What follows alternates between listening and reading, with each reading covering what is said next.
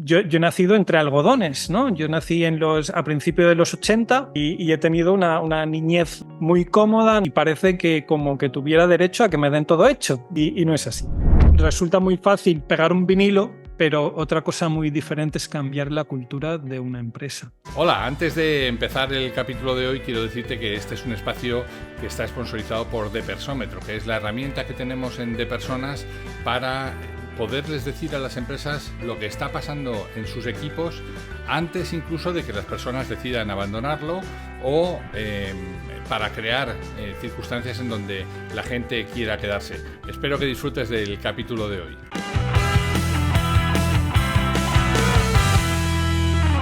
Hoy en Listening Leaders tengo el honor, el placer y el orgullo de viajar hasta la ciudad de Palma de Mallorca para hablar con el autor de un libro que habrán podido nuestros seguidores ver en las redes sociales o incluso escuchar alguna entrevista con su autor. Es un libro que se llama Directivos sin Fronteras y ha sido escrito por una persona a la que tengo al otro lado. Mira, sí señor, ahí buscando el clickbait.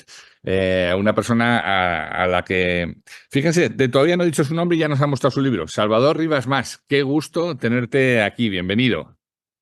Al revés, es un honor y un privilegio para mí estar en tu canal. Oye, ¿por qué Directivos sin Fronteras? ¿Qué tiene que hacer el directivo del siglo XXI, ya bien entrada la cuarta parte del siglo XXI, para ser un directivo sin fronteras? Correcto, pues es un título que medité muchísimo y me salió de manera espontánea.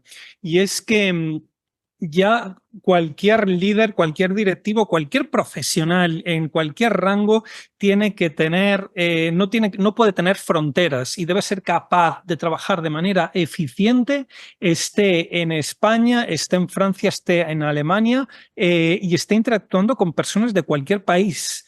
Entonces, las fronteras se difuminan cada vez más en este mercado global que ya tenemos aquí y yo creo que el directivo, que el profesional debe borrarlas de su mente también y ser capaz de trabajar de manera eficiente en cualquier lugar. De hecho, has usado el verbo estar y yo no estoy, ahora déjame que lo utilice yo, no estoy tan de acuerdo porque efectivamente ya no hace falta estar para interactuar con otras personas. Hoy tienes sesiones a través de herramientas como esta, en donde estás con personas con diferentes usos horarios, con diferentes costumbres, y también hay que aprender a gestionar eso, ¿no? Sin necesariamente viajar. Correcto. Sí, pero o sea, dada esta situación, más si cabe tenemos interacción con personas de otros países. Sin duda, Es decir, sin duda. y antes, cuando, qué sé, 20 años atrás, 30 años atrás, cuando hablabas de una compañía multinacional, todos teníamos en mente grandes multinacionales, grandísimas empresas, pero ahora ya no. Ahora un autónomo puede tener proveedores de la China, puede tener compañeros de Bulgaria y puede tener clientes de Reino Unido, siendo un solo autónomo. Y quiero decir que la interculturalidad y el impacto de las diferencias culturales en los negocios, en el trabajo, cada vez es mayor. Tú te refieres a ti mismo como el mayor experto intercultural en habla hispana. ¿De dónde viene este expertise, Salvador? Cuéntanos un poco.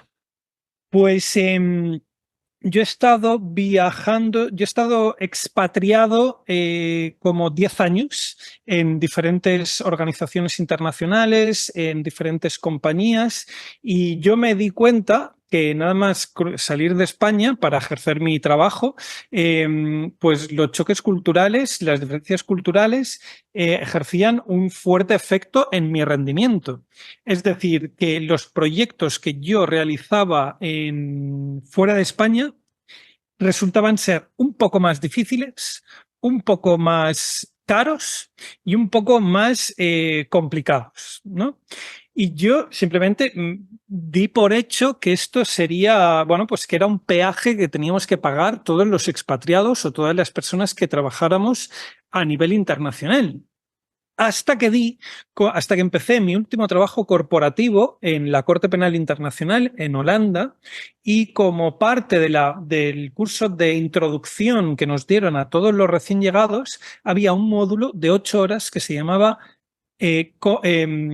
trabajo intercultural, gestión intercultural. Yo dije, madre mía, ¿qué será esto, no? Yo ni lo había escuchado en mi vida. Y nada, sin que yo tuviera que dar ninguna pista al formador, el señor poco a poco fue desgranando, fue explicando varios de los choques culturales con los que yo me había enfrentado en mi vida profesional, que me habían costado retrasos, dinero y un montón de dolores de cabeza. Y no solo me los explicó, sino que me explicó por qué se estaban dando y cómo se podrían anticipar, cómo se podían prever. Y dije, madre mía, ¿de dónde ha salido este tío? ¿No? Y ojalá yo lo hubiera conocido 15 años atrás, antes de empezar o cuando empecé mi carrera profesional. Pues bien, el señor estaba utilizando el modelo del profesor Hofstede. El profesor Hofstede fue un sociólogo holandés que creó un modelo a partir del cual las diferencias culturales se pueden medir en cifras. Y claro, todo lo que se puede medir en cifras, todo lo que son métricas, pues se puede gestionar, se puede anticipar, se pueden comparar. Entonces podemos controlar las diferencias culturales mejor que nunca antes. Tenemos como un mapa cultural. Y a partir de ahí me fui metiendo en el asunto hasta que al cabo del tiempo empecé a trabajar como consultor intercultural de la mano de Hofstede Insights con sede en Holanda y poco a poco hasta que escribí este libro pues para poder llegar a más personas y para poder ordenar ideas también y todo esto pues me ha llevado hasta aquí. Hojeando tu libro, uno muy fácilmente, sin necesidad de profundizar, puede ver que hablas de innovación y adaptabilidad, que hablas de gestión del talento, que hablas de tecnología, que hablas de ética y responsabilidad social, de la necesidad de entender estos conceptos en diferentes culturas. Por supuesto, de la visión estratégica necesaria. Y yo estaba pensando en jóvenes que quieran dar el salto, como hemos hecho muchos de nosotros, ¿no? El marcharnos fuera de nuestras fronteras. ¿Qué tiene que tener un joven para acertar en este viaje intercultural? Yo animo a todos los jóvenes que tengan la oportunidad de tener una experiencia profesional o estudiantil internacional que se echen de cabeza. Porque es verdad que porque les va a suponer algún dolor de cabeza, un poco de dolor de muela, ¿no? Lo que se llama estar fuera de la zona de confort, pero que el crecimiento personal y profesional que obtendrán será impagable. Esto desde luego. Y luego, pues que tengan la cabeza muy abierta, pero no solo de boquilla, sino que reflexionen, que intenten poner sus creencias bajo sospecha. Que nosotros hemos sido, que todo el mundo es educado como español o como francés o como americano y eso está bien, pero que no todas las cosas funcionan en todos sitios igual. Ujú. No lo que es correcto en España es correcto en Francia. No lo que es moral en España es moral en Estados Unidos. No lo que es racional en España tiene por qué ser racional en Alemania. Y que se pongan en que no renuncien a sus valores culturales, no tiene nada que ver con renunciar a los propios valores, pero que los pongan pero que puedan entender que otros tienen otros valores y que tenemos que encontrar ahí, y esto puede ser un campo de conflicto, campo abonado de conflicto, pero tendría que ser de sinergias para ver qué sinergias podemos encontrar juntos y qué podemos aprender de las otras culturas, ¿no? Y yo he escrito este libro pues para facilitar esta tarea a las otras personas para que los jóvenes y los no tan jóvenes que están expatriados o a punto de serlo o que desde su país de origen están en contacto, ya sea directo o online, con personas de otros países, a que puedan anticipar estos choques culturales, ¿no? Este es el libro que a mí me hubiese gustado leer cuando yo empecé mi carrera profesional. Fíjate que los antiguos ya acuñaron ese viejo lema de allá donde fueres, haz lo que vieres, ¿no? Ese viejo refrán que ya anticipaba que uno tiene que llegar a un sitio, observar, ver y adaptarse. Pero te diré que eso lleva mucho tiempo, ¿no? O sea, en mi experiencia, igual tú tienes una experiencia distinta, el llegar a un sitio, tener los ojos, la mirada crítica, ser capaz de no estar comparando constantemente, sino más bien entender por qué se hacen las cosas de ese modo, te lleva mucho tiempo, ¿no? Y yo creo que si vas preparado para entenderlo, si vas preparado para tener esta mirada distinta, el proceso se hace mucho más rápido, ¿no? No sé si estás de acuerdo conmigo con eso. Totalmente de acuerdo. Estuve hablando hace poco con una compañera que estuvo expatriada durante 20 años y me contó que según ella, uno tarda 5 años de media en entender los matices de una nueva cultura. Ujú. No estoy hablando de orientarse en la ciudad, de aprender el idioma y de saber lo básico, ¿no? Pero de realmente entender, de llevar ya esta mochila, este bagaje cultural. Y sí, desde luego, cuando toda lectura que uno pueda hacer, toda preparación que pueda hacer y la curiosidad, pues sin duda va a cortar este tiempo de adaptación y va a acelerar esta curva de aprendizaje sin lugar a dudas. Claro, es que una cosa es viajar y hoy se ha democratizado los viajes, hoy todo el mundo puede viajar a cualquier parte. Bueno, pues yo conozco muchas culturas porque he estado pues en China, he estado en Asia, después estuve, yo qué sé, en África, tal.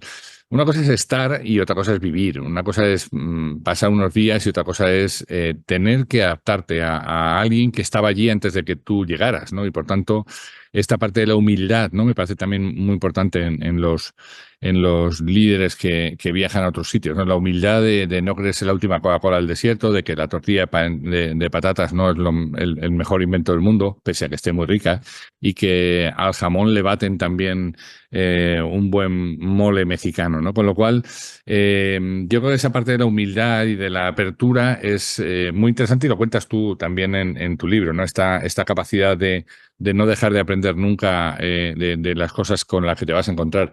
Eh, a tu juicio, ¿cuánto de eso tiene el directivo español? ¿O cuánto le hace falta al directivo español, tú que has trabajado también con muchos de ellos? Yo creo que el directivo. Mira, aquí voy a romper una lanza a favor de nuestro país.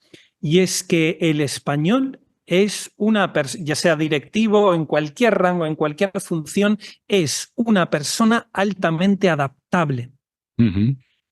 Una de las cualidades mayores que tenemos los españoles con respecto a muchos otros países es nuestra capacidad de adaptación y somos queridos en muchísimas partes del mundo en comparación con otras culturas, con otros países de los cuales, o sea, no hace falta mencionar. Quiero decir, los españoles, como todos los países del mundo, como todas las culturas del mundo, tenemos puntos fuertes y puntos débiles. Ya está, ni mejores ni peores que los otros. Pero uno de nuestros puntos fuertes es la capacidad de adaptación, la capacidad de empatía y la capacidad de adaptarnos a nuevas situaciones y a nuevos países.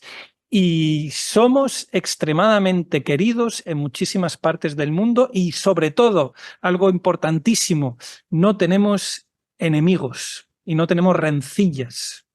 Bueno, eso pregúntaselo a algunos de los dirigentes políticos del momento de países que tienen 120 millones de habitantes que dicen que tenemos que pedir perdón por algo que sucedió hace 500 años. Pero bueno, más allá de la anécdota, estoy de acuerdo contigo. El español viaja bien, viaja allá donde va, aprende, se adapta y eso tienes como prueba en el otro lado. Tienes como prueba países como en República Dominicana, donde la huella española es enorme todavía. Tienes en Puerto Rico, tienes en el propio México, en Argentina, ni que contarte. Tienes muchísima gente que viajó en los años de la posguerra, hasta los años 60 más o menos, y que hicieron allí una vida. Y muchas de esas personas en la segunda o tercera generación están regresando de nuevo a España y hay una serie que si no la has visto, y yo animo también a nuestros oyentes a que la vean, a nuestros seguidores, es Vientos de Agua. La pasaron en Telecinco hace muchísimos años. Es la historia de un español que justo empezando, estallando la guerra civil, se marchó desde Avilés hasta Argentina. hizo allí su familia, hizo su vida y cuando ya es mayor, cuando ya tiene cerca de 80 años, su hijo en el corralito se viene para España en principios de los 2000 y claro, resulta que las cosas no son tan fáciles como le fueron a él 60 años antes, ¿no? Con lo cual, bueno, explica muy bien esa capacidad que tú decías del español de viajar y adaptarnos a los sitios a donde vamos, ¿no? Ujú. Sí, sí, estoy totalmente de acuerdo. No conocía esta serie, pero me la voy a apuntar y la voy a ver porque... Vientos de agua, merece mucho la pena. Es muy interesante por esta parte. Y fíjate, perdona que te haya interrumpido de nuevo, pero es que es muy interesante porque en España ahora miramos pues, con determinados ojos a la gente que viene de fuera, ¿no? Sobre todo a la gente que viene sin papeles y tal. Claro, nosotros viajábamos a esos países hace 80 años sin ningún papel, sin ninguna acreditación, más que quiénes éramos y cómo nos llamábamos, ¿no? Y nos admitieron, ¿no? Entonces hace mucho ese choque cultural de wow, cómo fuimos recibidos hace 80 años en todos los países con la diáspora después de la posguerra y cómo recibimos nosotros a los que vienen en alguna ocasión, en algún momento, ¿no? Que son nuestros primos o primos segundos, Sí, sí. porque son los nietos de los hermanos de nuestros abuelos, que uno quedó aquí y el otro fue allá. Entonces, ¿cómo vamos a despreciar a nuestros primos, verdad? Sí, sí, Creo está que claro. esto hay que tenerlo muy en cuenta y tratar pues como hermanos que somos, ¿no? Está claro. Oye, hablas de la gestión del talento y este es un tema que llega de lleno a este podcast que nace con esta filosofía del Never Stop Exploring. Dice, tengo una cita aquí, dice, el autor sugiere estrategias para atraer, retener y desarrollar a los mejores profesionales creando un ambiente de trabajo que potencie el crecimiento y la satisfacción del colaborador. ¿Qué se puede hacer para potenciar esta idea de salir fuera de nuestras fronteras, tanto en la escuela como en las organizaciones, ¿no? Ujú. Verá, yo el valor que yo puedo aportar en cuanto al talento es que al ser personas, al tratar con personas de diferentes países, pues no es, pues hay matices sutiles pero importantes entre una manera efectiva de reclutar talento internacional. Quiero decir, no vas a seducir de la misma manera a un sueco que a un japonés para hacer exactamente el mismo trabajo en el mismo sitio. Esto lo explico en el libro. Para motivarlo, no se motiva de la misma manera a un mexicano que a un chileno, pese a ser hispanoamericanos, ¿eh? No sé, una reunión bien organizada y efectiva, gestionando bien el tiempo, difiere mucho si tiene lugar entre alemanes que entre franceses. Entonces, claro, cuando tenemos una reunión, un alemán, un francés, un italiano y un inglés, pues tenemos que gestionarlo de manera correcta para que ésta sea eficiente. La manera de dar feedback a un marroquí, a un portugués y a un francés difiere tremendamente, ¿vale? Para dar exactamente el mismo mensaje y para procurar el crecimiento personal de estas personas, ¿no? Una negociación. Una negociación hay que plantearla de manera diferente en China, en Estados Unidos o en la India.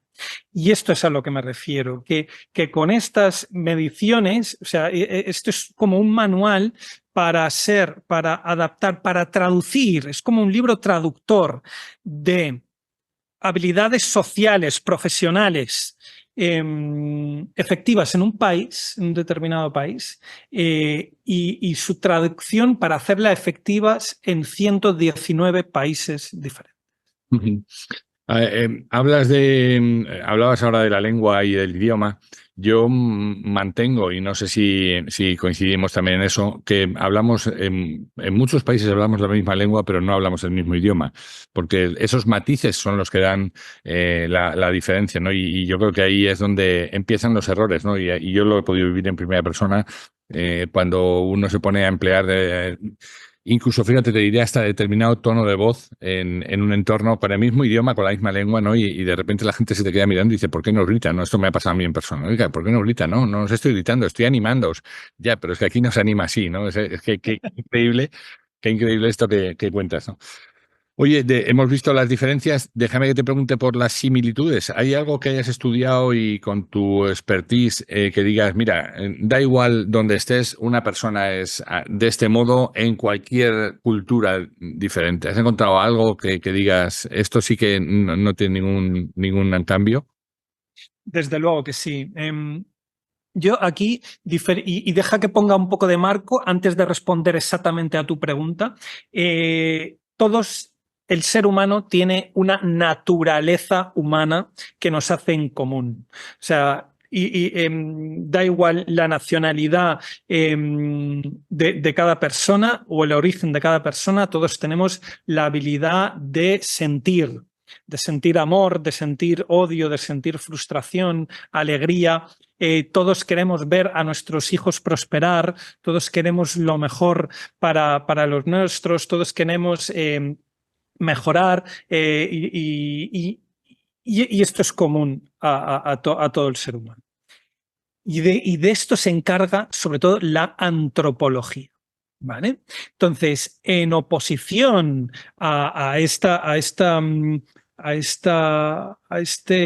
base común, a la naturaleza humana, en oposición está la personalidad individual de cada individuo. Y esto es objeto de estudio de la psicología, ¿no? Aunque seamos del mismo país, todo el mundo es único. O sea, nunca habrá otro Raúl Castro y nunca habrá otro Salvador, gracias a Dios. Pero de lo que tratamos en este libro, en la competencia intercultural, es de lo que se sitúa entre la personalidad y la naturaleza humana. Es decir, cosas que tenemos en común todas las personas del mismo país, pero que nos diferencian de todas las personas de otros países del mundo. ¿Vale? Y estos son las diferencias culturales. Yo te según te estaba escuchando, estaba yéndome al mundo de las máquinas, no me digas por qué, y pensaba, bueno, es que es verdad que todos somos hardware, ¿no? Todos tenemos el mismo hardware, independientemente de que tengamos un procesador i5, i7 o tengamos el Pentium que hablábamos en su momento, ¿no? Por irme a algo que algunos de los oyentes más antiguos entiendan, ¿no? Pero es el software el que va cambiando, ¿no? Es el que nos van inoculando desde el principio, que es el que nos conforma nuestra forma de hacer, nuestra forma de pensar, nuestra forma de abordar los temas, y ahí es donde hay que actuar, ¿no? Pero si uno pone el foco en lo que tú dices, ¿no? En la persona, en las necesidades de alimentarnos, en las necesidades de ser queridos, ¿no? Al final ahí no hay mucha diferencia, ¿no?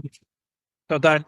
No, y me encanta que hayas utilizado este símil porque es exactamente el símil que utiliza el profesor Hofstede, que es el académico a partir del cual yo me baso. Él dice esto, tenemos un hardware, todo el mundo tiene su hardware, pero en cada país tenemos el software diferente y luego cada uno tiene ¿cómo decirlo? Los settings individuales, ¿no? Se personaliza el software para una manera determinada de trabajar, ¿no? Entonces, muy bien traído y bueno, has coincidido tú con el profesor Hofstede. Bueno, esto ya me ha hecho el día, Salvador. Gracias, dejamos aquí la entrevista. Ya he quedado bien con nuestra audiencia. No, es broma. Oye, déjame preguntarte por un tema que también me llama mucho la atención en contra, digamos, cuando los pones en dos planos diferentes, tú ves en la España de los derechos, la España de las peticiones, de siempre estar demandando algo con respecto a otras culturas en donde tú primero das y luego pides. Aquí primero pedimos y luego si nos gusta lo que nos van a dar, pues entonces, ¿has podido, eso tiene alguna base científica o tiene que ver más con el momento presente con el que estamos viviendo? Yo creo que tiene más que ver con el momento, con una conjetura temporal que con una cultura que venga de lejos, ¿no? Yo creo que, y esto se debe, o sea, porque el pueblo español es un pueblo muy sufrido. O sea, que ha sabido sortear tiempos muy difíciles y con mucha entereza, ¿no? Y simplemente yo lo que te voy a comentar un dicho que no voy a saber referenciar, no sé a quién se lo escuché decir, y es que los tiempos duros crean hombres duros, que a su vez crean tiempos buenos, que a su vez crean hombres blandos. Y esto es un ciclo, ¿no? Entonces, claro, yo he tenido, yo he nacido entre algodones, ¿no? Yo nací a principios de los 80 y he tenido una niñez feliz, muy cómoda, nunca me ha faltado de nada, ¿no? Y entonces, y claro, y parece que como que tuviera derecho a que me den todo hecho, ¿no? Y no es así. Y no es así. Y ahora nos lo vamos a encontrar. Espero que sigan viniendo buenos tiempos, pero bueno, está por ver. No soy muy optimista en este sentido. Hablaba el otro día con el profesor Rodríguez Brown, don Carlos Rodríguez Brown, comentarista radiofónico y economista argentino, y decía, él hablaba hablábamos de otra cosa, hablábamos del liberalismo y decía la necesidad que tiene la sociedad de igualar por los resultados en lugar de igualdad por las condiciones.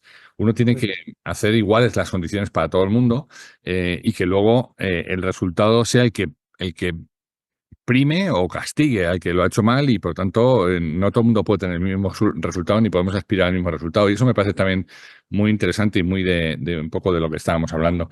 Oye, ¿qué le sigue? Salvador, ¿en qué estás pensando? Porque una mente inquieta como tú no está dejando de pensar en lo siguiente, ¿en qué andas? Pues bueno, estoy haciendo muchas presentaciones de este libro, estoy dando cursos de formación intercultural a empresas, a organizaciones internacionales, etcétera, etcétera, y estoy pensando en escribir otro libro en cuanto, esto es de cultura nacional, pues otro libro de cultura organizacional. ¿Vale? Ujú. Está todavía en la recámara, es un proyecto que está muy verde todavía, pero ahí voy.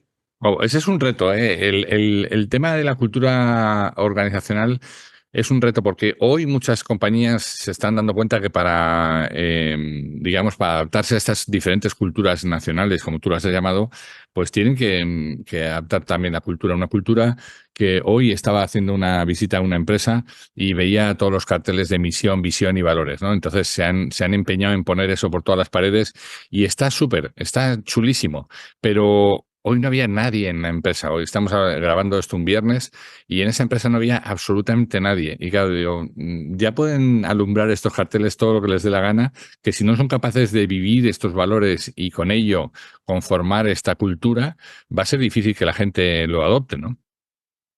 No puedo estar más de acuerdo y es que aparte yo a veces he tenido esta reflexión, ¿no? Por ejemplo, lo de los carteles de la inclusión, ¿no? Pero luego una persona con cierta condición pues se siente altamente excluida, ¿no? O lo de un proceso participativo, ¿no? Pero luego al final toman la decisión los de siempre, ¿no? Y es como bueno, pues decir lo que piensas y pensar lo que dices, ¿no? Y yo creo que a veces, pues resulta muy fácil colgar un cartel en la pared, pues, pegar un vinilo, pero otra cosa muy diferente es cambiar la cultura de una empresa. Y A ver, esto, según mi experiencia, hay que hacerlo de arriba abajo y con el ejemplo. déjame que te lleve apuntando a esto que decías. Hay un libro de una persona que se llama Caroline Taylor que se llama Walking the Talk, que es Ujú. cambia por aquello que hablas, ¿no? O sea, lo que no puede ser es tener unas palabras muy bonitas y que efectivamente, cuando tú has dicho hay que empezar por arriba, yo te diría, hay que empezar por muy arriba, hay que empezar desde la propiedad, desde la asamblea de propietarios Ok.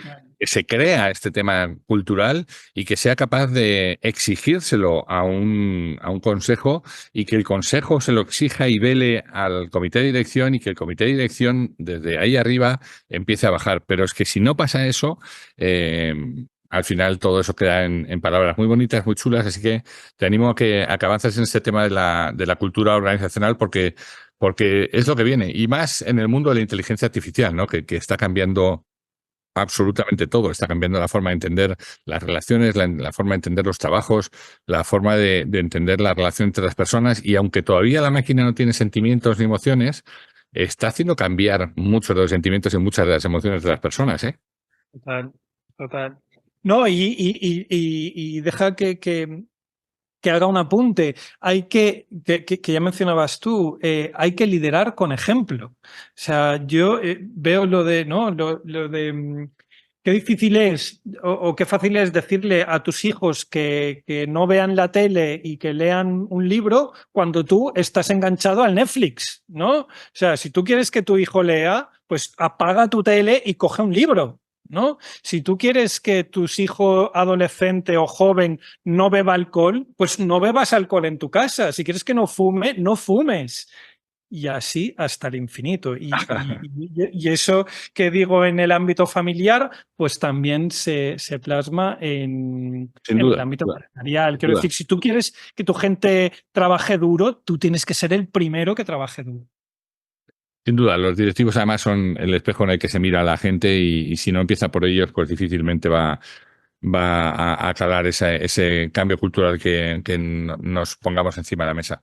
Salvador Rivas Mas, autor de Directivos sin Fronteras, ha sido un placer, se me ha ido el tiempo volado, me quedaría contigo hablando horas, así que te agradezco mucho el tiempo que nos has dedicado y nada, que la conversación continúe. Te deseo muchos éxitos con este libro de Directivos sin Fronteras. Te mando un abrazo.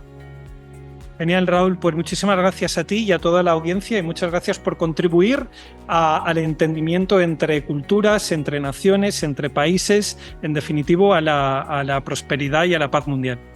Un abrazo fuerte, Salvador. Pues hemos llegado al fin de nuestra entrega. Esperamos que haya sido interesante para ti.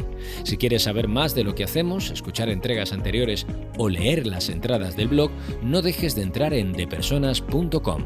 Nuestra promesa de valor es ayudar a las empresas en sus procesos de cambio con quienes los hacen posible, que no son otros que las personas.